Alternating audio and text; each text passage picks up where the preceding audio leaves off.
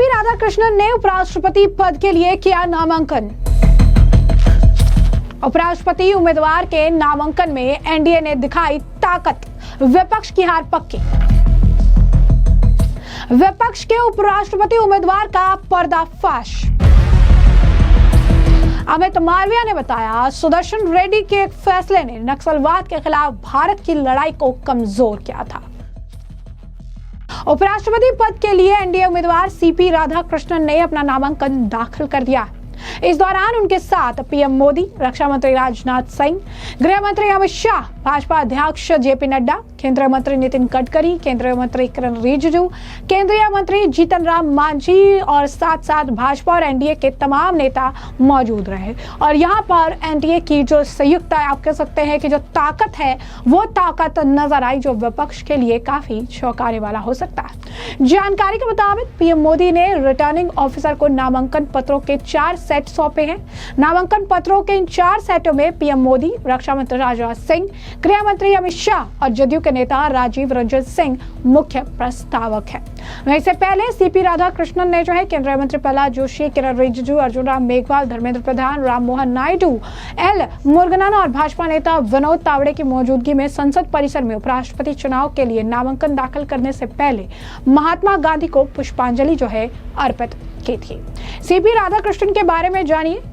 तमिलनाडु में जन्मे सीपी राधाकृष्णन गाउंडर कोलू वेल्लार यानी ओबीसी समुदाय से आते हैं। वे तमिलनाडु से उपराष्ट्रपति बनने वाले तीसरे नेता होंगे। वे 1998 में पहली बार सांसद चुने गए थे और 2023 में बने झारखंड के राज्यपाल। 67 ईयर्स के सीपी राधाकृष्णन वर्तमान में महाराष्ट्र के राज्यपाल हैं। झारखंड की जिम्मेदारी संभालते हुए राधाकृष्णन ने तेलंगाना का राज्यपाल और पुदुचेरी का उपराज्यपाल का अतिरिक्त प्रभार भी संभाला था। सीपी राधाकृष्णन ने बिजनेस एडमिनिस्ट्रेशन में स्नातक की पढ़ाई जो है की थी।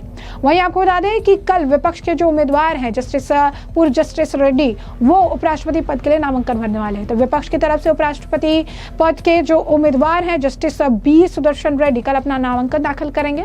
बता दें कि उपराष्ट्रपति पद के लिए नामांकन की आखिरी तारीख कल यानी 21 अगस्त है।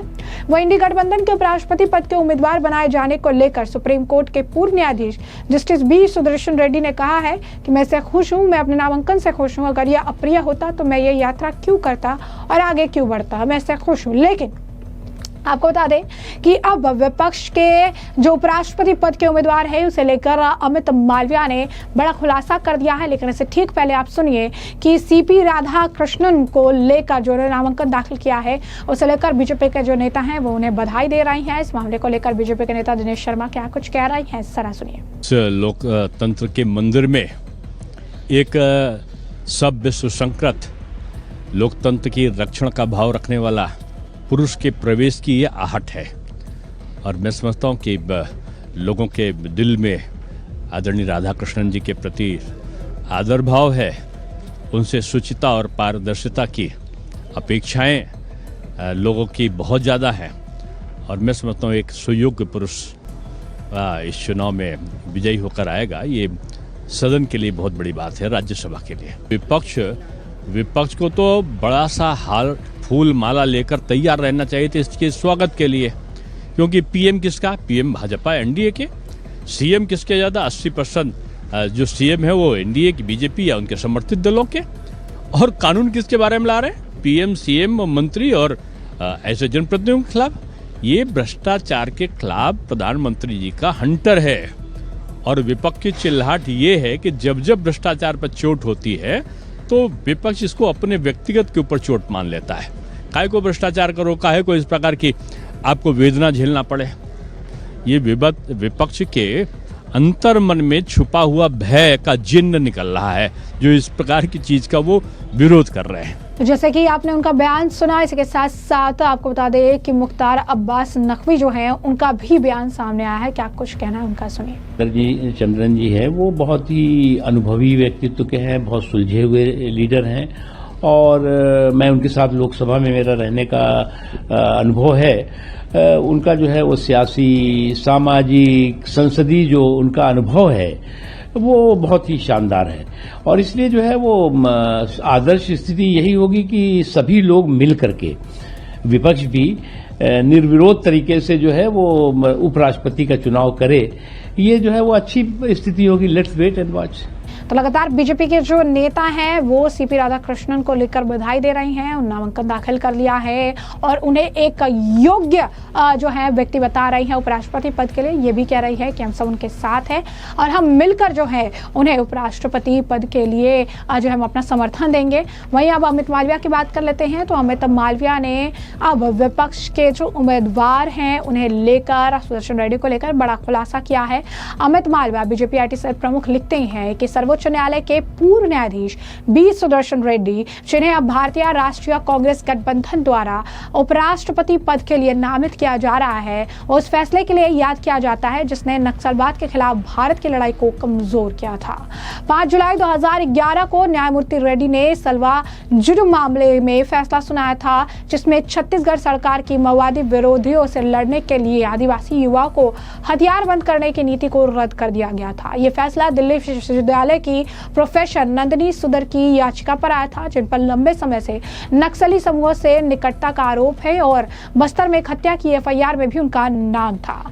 बाद में आपको बता दें कि वह द वायर के वामपंथी संपादक सिद्धार्थ वर्धनराजन की पत्नी भी हैं। और ऐसे में इस प्रकार इस फैसले को न केवल राज्य सरकार की उग्रवाद विरोधी रणनीति के लिए एक झटका माना गया था, बल्कि माओवादी आंदोलन से जुड़े लोगों के प्रति न्यायिक सहानुभूति के उदाहरण के रूप में भी देखा गया था। ऐसे समय में जब प्रधानमंत्री नरेंद्र मोदी बार बार नक्सलवाद को जड़ से उखाड़ फेंकने का आह्वान कर रहे हैं, उन्होंने कहा कि ऐसे में जो गठबंधन है उन्होंने एक ऐसे उम्मीदवार को खड़ा किया जिसकी विरासत पर उग्रवाद को बढ़ावा देने वालों का साथ देने का कलंक है। ये मुकाबला सिर्फ एक संवैधानिक पद को भरने का नहीं, ये इस बारे में है कि क्या भारत के सर्वोच्च पद हिंसक उग्रवाद के विरुद्ध राष्ट्रीय संकल्प की भावना को प्रतिबिंबित करेंगे या अतीत के वैचारिक समझौते की ओर लौट जाएंगे। चुनाव स्पष्ट है, यह राष्ट्रीय कर्तव्य और उन लोगों के बीच एक वैचारिक युद्ध है जिससे अपने शब्दों और कर्मों से भारत के दुश्मन के प्रति सहानुभूति दिखाई है। वहीं आपको बता दें कि सोशल मीडिया पे अब दोनों उम्मीदवारों को लेकर जिस तरीके की प्रतिक्रिया आ रही है, जरा वो भी देख लीजिए, क्योंकि लगातार दो अलग अलग आप कह सकते हैं कि लोग हैं, दो अलग अलग जो है आप कह सकते हैं कि उम्मीदवार हैं। और ऐसे में इसे लेकर हर्षवर्धन त्रिपाठी जो हैं उन्होंने भी पोस्ट कर लिखा है, उपराष्ट्रपति पद के लिए प्रत्याशी चुनने विपक्षी हाल इसी समझिए कि विपक्ष का जो हाल है वैसे समझिए कि दक्षिण भारत से किसी को चुन ले रहा है। अब DMK कह रही है कि सीपी राधाकृष्णन हिंदुत्व वाले तमिल हैं। अब ऐसे में अब भाजपा सुदर्शन रेड्डी पर आरोप लगा रही है कि सलवा जुर्म को जो है कमजोर करने वाले का जो निर्णय है वो जो है सुदर्शन रेड्डी ने जो है नक्सलवाद की आड़ में दी थी। कुल मिलाकर विपक्ष अब वहां पहुंच गया है जहां बुरी तरह उनका हारना तय है। वैसे भी गृह मंत्री अमित शाह ने मार्च 2026 तक नक्सलवाद पूरी तरह से समाप्त करने का लक्ष्य रखा है और ऐसे में ये फैसला एक बहुत ही अहम कड़ी माना जा रहा है। और बीजेपी के जो उम्मीदवार हैं, एक मजबूत उम्मीदवार NDA के उम्मीदवार हैं उपराष्ट्रपति पद के लिए। इस बीच आपको बता दें कि इमरान प्रतापगढ़ी जो कांग्रेस के नेता हैं, उनका भी इस मामले को लेकर बयान सामने आया है। तो साथ ही साथ इस मामले पर आम आदमी पार्टी के जो नेता हैं वो भी इस पर प्रतिक्रिया दे रही हैं। आपके जो नेता हैं अनुराग उनका कहना है कि हम इंडी गठबंधन के जो उम्मीदवार होंगे उपराष्ट्रपति पद के लिए, जो है उम्मीदवार सुदर्शन रेड्डी, हम उनको अपना समर्थन देंगे, ये स्पष्ट है। और साथ ही साथ जो है इमरान प्रतापगढ़ी भी इसी तरीके से कह रहे हैं कि जीत और हार में जो है स्पष्टता साफ तौर पर दिखेगी। आने वाले समय में ये बात जो है पता चल जाएगा कि कौन जीतने वाला है। क्या कुछ नेताओं का भी बयान है, जरा सुनिए। देखिए, बहुत ही शानदार कैंडिडेट वाइस प्रेसिडेंटशिप के लिए इंडिया ब्लॉक ने अनाउंस किया है और जस्टिस सुदर्शन रेड्डी जी एक न्याय के क्षेत्र के एक बड़े जाने पहचाने चेहरे हैं और मुझे पूरा विश्वास है कि तमाम दलों का दायरा तोड़ करके तमाम सांसद उनका समर्थन करेंगे और वो उपराष्ट्रपति पद का चुनाव जीतेंगे, मुझे पूरा विश्वास है। सर, सभी कई नामों पर चर्चा यकीनन हुई होगी, सबको छोड़कर एक न्यायविद को चुनना, इसके पीछे कांग्रेस की या इंडिया ब्लॉक की क्या मंशा है? देखिए, इंडिया ब्लॉक और कांग्रेस खासतौर से चाहती है कि संघ के विधान को समझने के बजाय जो भारत के संविधान को समझे ऐसे व्यक्ति को देश का उपराष्ट्रपति होना चाहिए। कुछ जीत के लिए गुणागणित तो आप लोगों ने किया होगा, जो दूसरा खेमा है उसमें भी सेंधमारी की नहीं, कोई गुणागणित नहीं। हम देश के सामने हमने एक योग्य उम्मीदवार रख दिया है और हमें पूरा विश्वास है कि लोग दायरा तोड़ करके उन्हें जरूर चुन करके लाएंगे। प्रधानमंत्री ने कहा कि उनके जो उम्मीदवार हैं NDA के, उनको सभी दल समर्थन करे। मल्लिकार्जुन खड़गे ने कहा कि वैचारिक लड़ाई है, इसलिए हमारे कैंडिडेट को सब समर्थन करे। अब द्वंद्व की स्थिति है। इसमें द्वंद्व की कोई स्थिति नहीं है। देश देख रहा है पिछला उम्मीदवार कितने प्रशंसा के बाद प्रधानमंत्री जी लेके आए थे और वो 2.5 साल का कार्यकाल उनको नहीं पूरा करने दिया गया। तो मुझे लग रहा है कि इस बार जस्टिस सुदर्शन रेड्डी जी को मौका मिलना है। आपके कैंडिडेट बहुत कॉन्फिडेंट थे, अभी जब मैं बात कर रहा था तो वो काफी कॉन्फिडेंट नजर आ रहे हैं। हम सब बहुत विश्वसनीयता के साथ कह रहे हैं कि हमें पूरी उम्मीद है कि सुदर्शन जी चुनाव जीतेंगे। कल 12:30 बजे ही आप लोग इंडिया ब्लॉक के सभी सांसदों से उनका परिचय कराने वाले हैं सेंट्रल हॉल में। सामान्य प्रक्रिया है और लोग उनको पहले से जानते हैं, पूरा देश उनको जानता है, लेकिन एक औपचारिक जो मुलाकात है वो कल होगी। आप लोगों की तरफ से कौन अधिकृत होंगे या अधिकृत हो चुके हैं सभी दलों से बातचीत के लिए समर्थन जुटाने? हमारे यहाँ अभी ऐसा कोई, सारे लोग सब आपस में एक दूसरे से बातचीत कर रहे हैं, उसमें अधिकृत वो आपके नाम, जो भी नाम होगा वो कल आपके सामने, को किया है वो कल नाम आपके सामने आ जाएगा। कल 12:30 बजे तक इंतजार करिए। कहाँ ठहरेंगे, वार रूम कहाँ बनेगा, कब तक वार रूम तैयार हो जाएगा?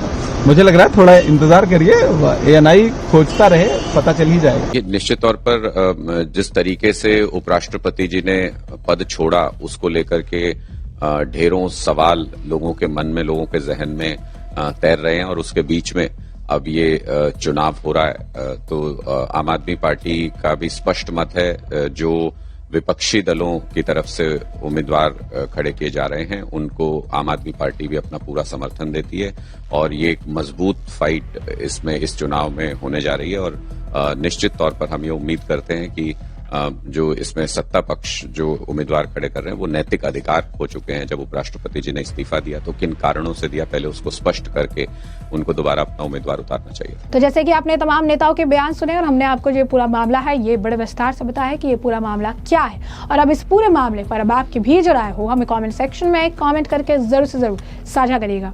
धन्यवाद।